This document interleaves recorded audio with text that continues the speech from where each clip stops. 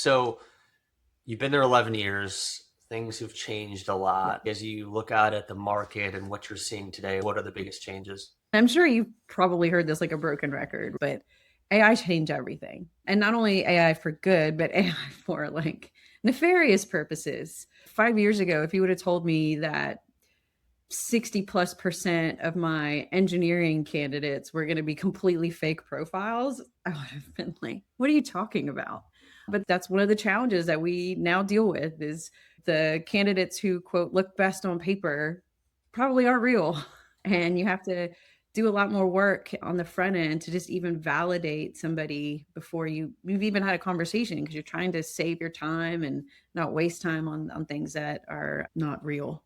And then just the volume, right? Because these different tools, whether they're AI or not, are helping candidates. And it's kind of a product of our own creation, right? I remember 10, 15 years ago, everybody was talking about optimizing your application process, right? Let's make it easier, easy apply, all the things. We need to make the barrier to entry low. And we did that.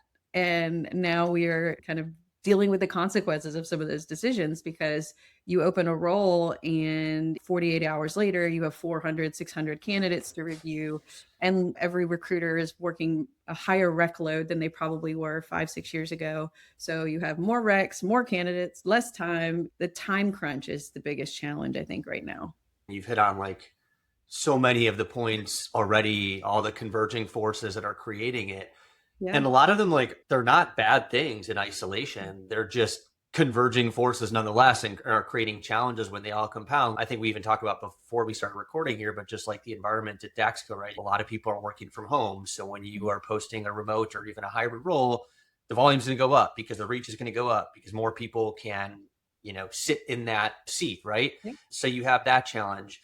We over optimize with easy apply and everything like that to make it super frictionless, like remove all friction to make it easier for people to apply.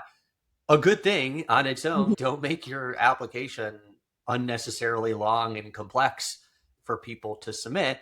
And then to your point, candidates, we've told them for years, optimize your resume for the job. And that is still a good thing. And AI, the democratization of AI and the fact Yeah. that it's in every candidate's hand is a good thing. It's great that they can easily optimize their resume and tailor what they've learned and their experiences to the job description. But it's good in Exactly. isolation. But on the flip side of the challenge, when it comes over to the recruiter, it's like, okay, well, if 100 people just did that, like there's this level of sameness to everybody's application. And so for the recruiter, it really hasn't made it any easier to figure out who rises to the top of that list. On top of that, like you mentioned, some issues with applications that aren't even genuine applications. So it's like all these things have created this pressure that we're dealing with in the talent acquisition industry.